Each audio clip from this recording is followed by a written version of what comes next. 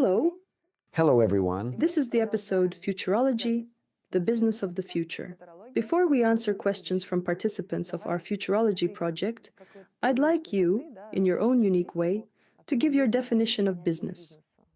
What is business? If we speak broadly, business is a beloved activity that brings pleasure to the person who is engaged in it. At the same time, it creates conditions in which any product or service offered by the business owner brings enjoyment to people and supports the development of both humanity and the planet. It moves everything towards something new and, in a sustainable and conscious way, shapes each of us into a new reality where a person consciously expands their understanding of what is better for them and how it is better. The foundation of life is interest. Interest is a consequence of a sufficient amount of love, and this, in turn, creates conditions in which, in a state of interest, in a state of love, and without identifying ourselves with what we do, we can speak about youth, health, and the ability to explore something we do not yet know. Then we can use it, live through it, and develop through it. Do you differentiate between the concepts of business and entrepreneurship? Because business implies something more global, involving a large number of people, whereas entrepreneurship seems like an attempt to build a business. This is a question of a person's readiness to think more expansively. One can start as an entrepreneur, and this often happens. And if a person has a sufficient amount of love, which means interest and permission to try something new and bigger, then entrepreneurship can grow into a large-scale business. The most important thing is that during growth, we do not fixate on the result, but live the process. And the process is possible only when we embed interest, novelty, love, and enjoyment of the process into what we do and what we are engaged in. It is also very important to act in the way we would want others to act toward us. That is, every business and every entrepreneurial endeavor must be such that first, a person is engaged in something they love, and second, they would want to receive a service in exactly that way themselves, or be offered exactly that kind of product. As soon as we begin to develop entrepreneurship or business from this perspective, I believe the world will change. From your point of view, at this stage of humanity's development, is there some percentage of business that is conscious, leads us toward development, and is generally beneficial for society as a whole? Or is everyone contributing a little bit? I think the elements exist everywhere. But what is the core issue? Very often, even when people are engaged in useful activities, they shift toward focusing on the result.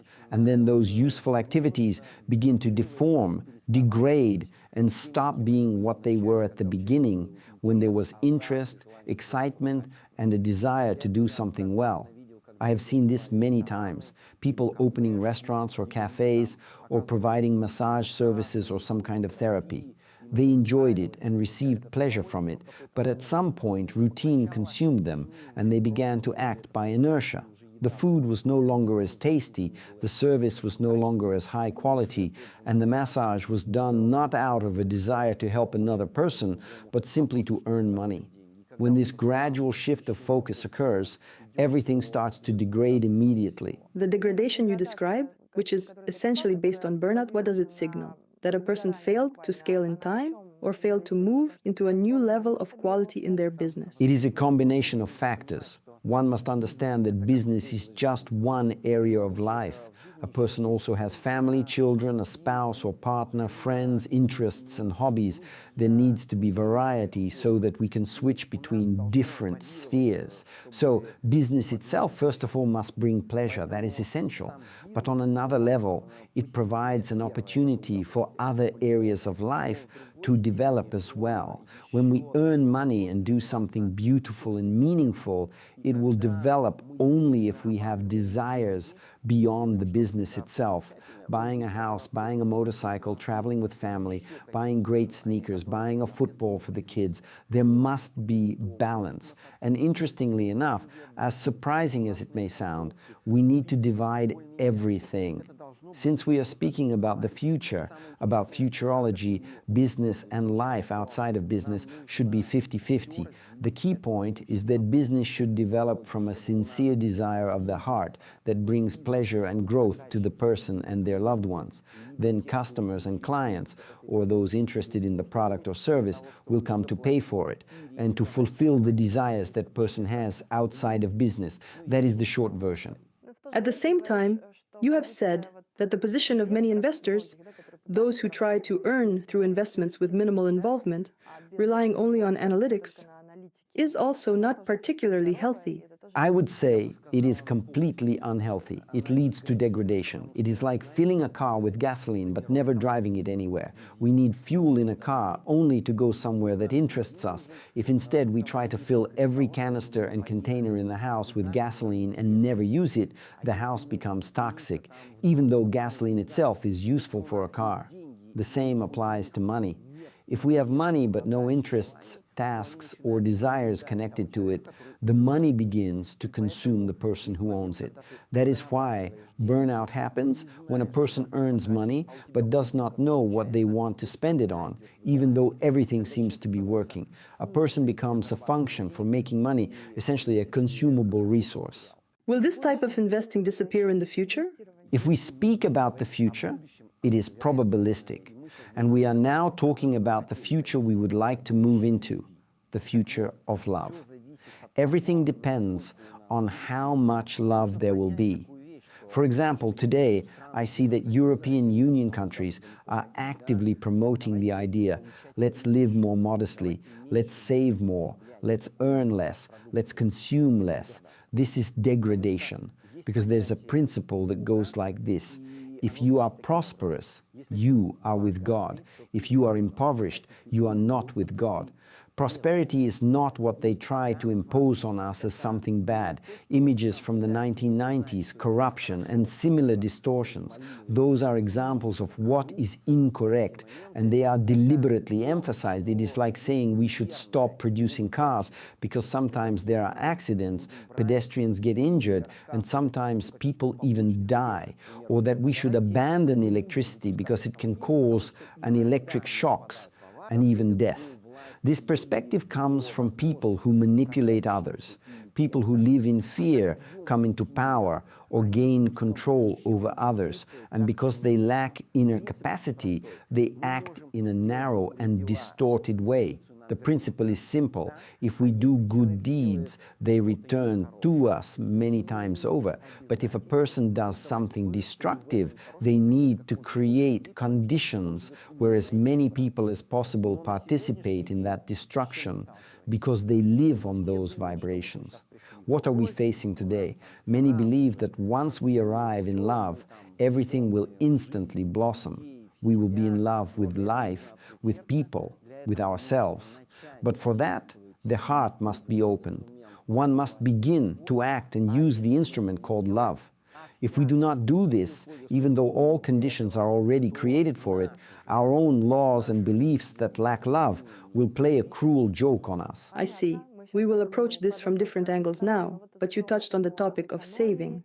At the same time, there is the opposite side, consumerism, and excessive, active consumerism is most often characteristic of people who do not really control their financial flows.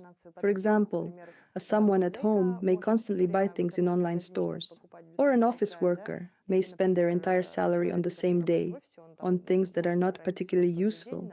As I understand it, what you mentioned is an attempt to fight this kind of excessive consumerism, but not a very healthy one, meaning not very effective. How do you see the regulation of consumption of goods and services in the future? In love, as you say. It will be regulated easily for one simple reason. People who save excessively or spend excessively are people who are either starving or eating everything indiscriminately.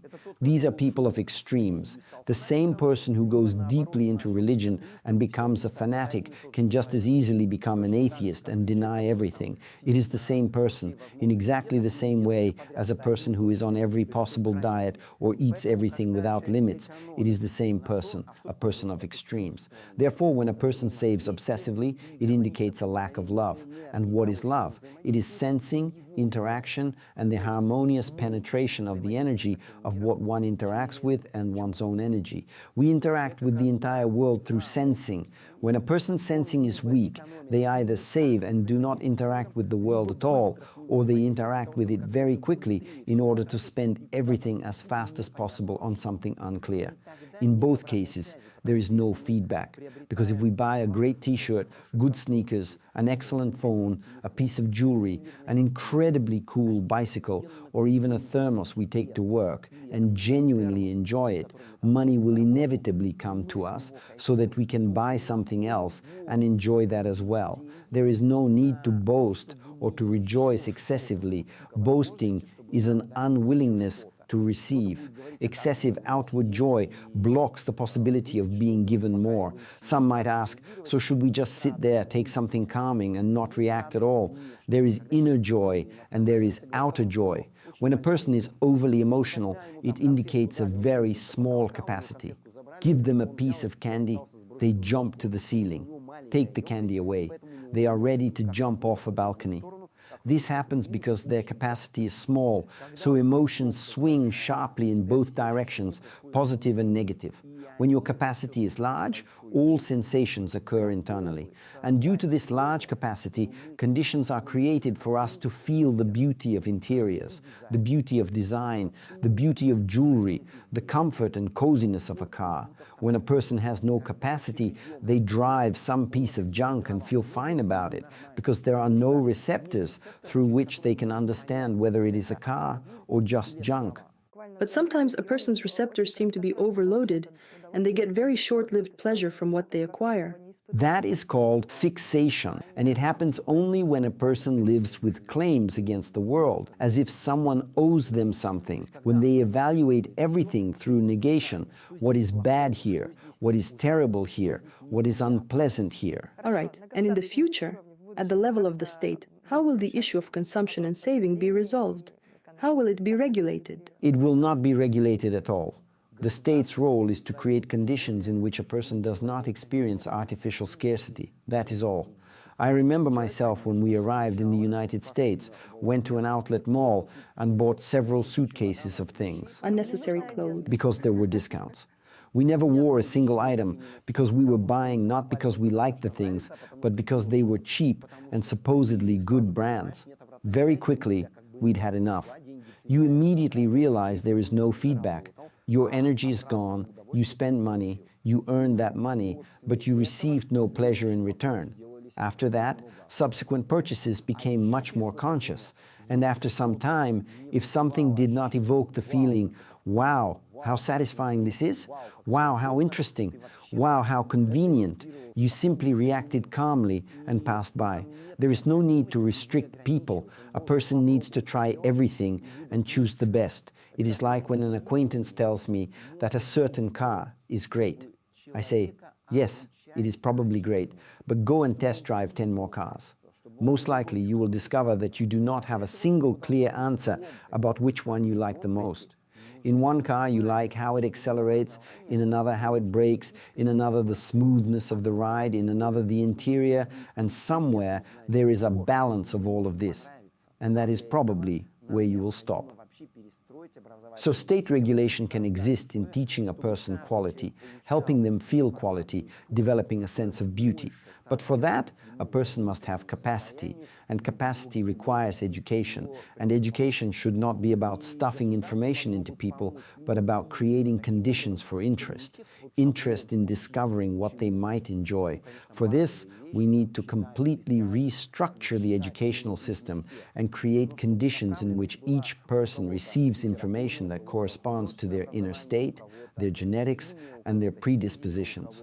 The state could help people precisely in this way, not teaching everyone according to one template. Of course, basic things, reading, writing, arithmetic, we teach to everyone, but the direction should differ. Literature for some, art for others, chemistry for some, physics for others, engineering for others. At the same time, all other disciplines should be provided in the background. And the key point is that the person who teaches must genuinely enjoy what they are doing. I have encountered this several times. Young people fell in love with a subject and then enrolled in a university specifically in that field, physics, mathematics, or chemistry, and then burned out. Why? Because their school teacher loved the subject and taught it with love. They followed love, not the subject itself. When they arrived at university, they discovered that there, people were delivering information purely technically for the salary they were paid. Therefore, the more love and interest we put into what a child learns, the faster they will choose what truly suits them. When love is given selectively, people go toward love. If it is physics, they will love physics. If it is chemistry, they will love chemistry. But the root cause is the lack of love in society. When someone radiates love, everyone is drawn to them. But when everyone radiates love, people distribute themselves harmoniously at an entirely different level. Roughly speaking, if there is only one restaurant that serves tasty, high-quality food, there will naturally be lines, because everywhere else the food is mediocre. But if we have many cuisines and many high-quality restaurants, everyone will go where it suits their taste. And we will find ourselves wanting to try meat-based vegetarian and seafood restaurants, even if previously we adhered strictly to just one type of dish. The greater our capacity, that is, love, the more we can try, and the more new things we can create based on that experience. Therefore, the state should create conditions for as much entrepreneurship as possible, encouraging people to engage in what they love. The tax system should serve people and the state, not dominate people for the sake of the state. Because unfortunately, the state as such does not truly exist. What exists are officials who imagine themselves to be the state and create conditions so that they, the officials, live well. This leads to imbalance. When does this happen? When officials live in fear, when they are not creative people, when they tend to act linearly. And what is our core principle? There is law and there is love. Law is always the devil. Love is always God. When we act according to law without love, we destroy people. As a result, we can have a strong state and suppressed, broken people who live for the state, or rather, for officials who imagine themselves to be the state. Our task is to generate as much love as possible so that people with overflowing love enter public service, because they are driven by a desire to help others, not by a desire to feed their own fear through restricting everyone else.